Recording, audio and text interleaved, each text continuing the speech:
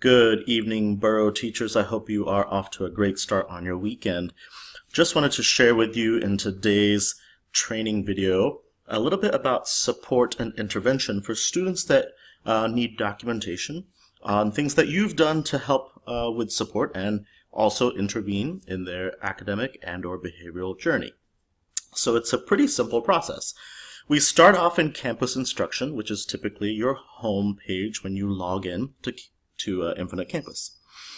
And I'm actually just going to use my roster for a particular class. So let's just say that in my fourth period sports exercise class, I tap on Mr. Jones. And when I tap on Mr. Jones's name, because I've had a conference with him, we would go to student information, this highlighted area, and click on the link. This takes you to a lot of information about the student, all the demographic information, and etc., lots of additional things.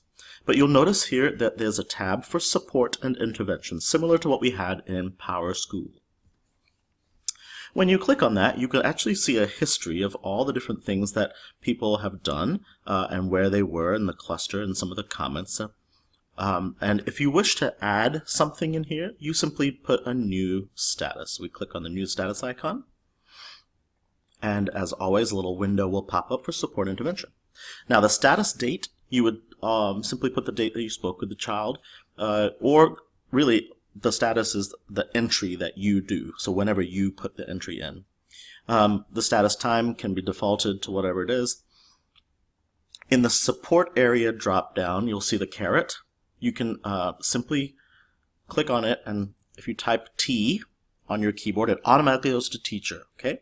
So just put T once you do the drop down.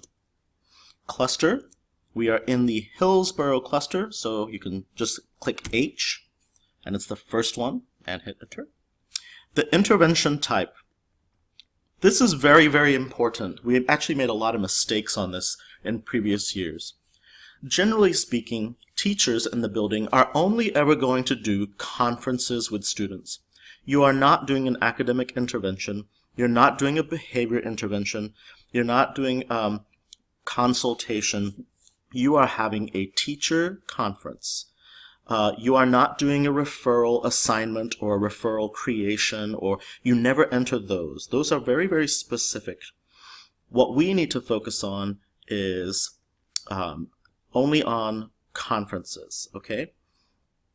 So you'll see confer group, which means that's a group conference, conference parent, conference student.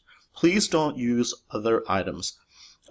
Everything else is really designed for special individuals who are working in the social services department or administration or truancy offices, etc. On a rare occasion, I think you could use a care call if you are just checking in to see how a child is doing. But generally speaking, conference parent, conference student. And don't worry about any other options here, okay? You never have to enter in referrals. A lot of people started doing that last year, and you don't need to do that. So I'm going to put in conference with student, because I spoke to the student. Contact method. Again, in the little caret, you can drop down and just simply hit the appropriate option. In this case, mine was F, face-to-face. The outcome, of course, was contact successful. I spoke with them, and that's all. You really need to, again, use contact successful or contact unsuccessful. All right? You're never really able to go on without an ID, so just simply put your first initial and last name. All right. In the school, again, there's always a drop-down menu. If you just hit the drop-down menu and type in 435, it automatically goes to Hillsborough High School.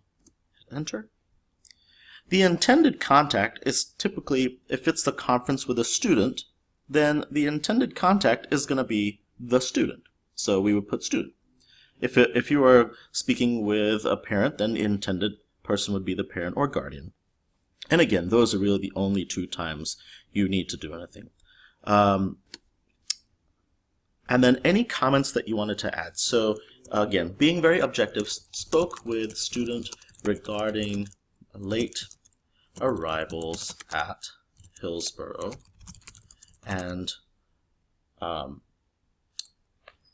absences for the first 2 classes. And that is pretty much it. And when you're ready and you are ready to save that to the support intervention as a documentation, then you can hit save. And I've actually done this, so I'm going to hit save. And the process being request, and that, my friends, is done. Very simple, very easy. Doesn't require lots of thought. It works just like what we used to do in the past. And you'll notice here, 812, you've got that. Remember, support interventions are really used in special occasions when it comes to the child's truancy reports, or if you're doing some academic behavior work with them. It's a great way to document what you've been doing.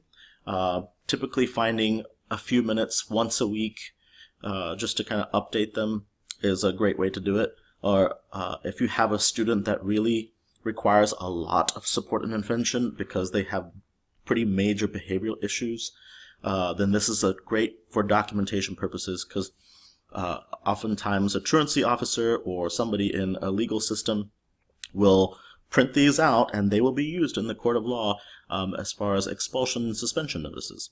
So if you have any further questions on how to use support intervention, feel free to give an administrator a shout or myself, and I'll help you enter these in one time so you can walk through it. But hopefully you found this video helpful.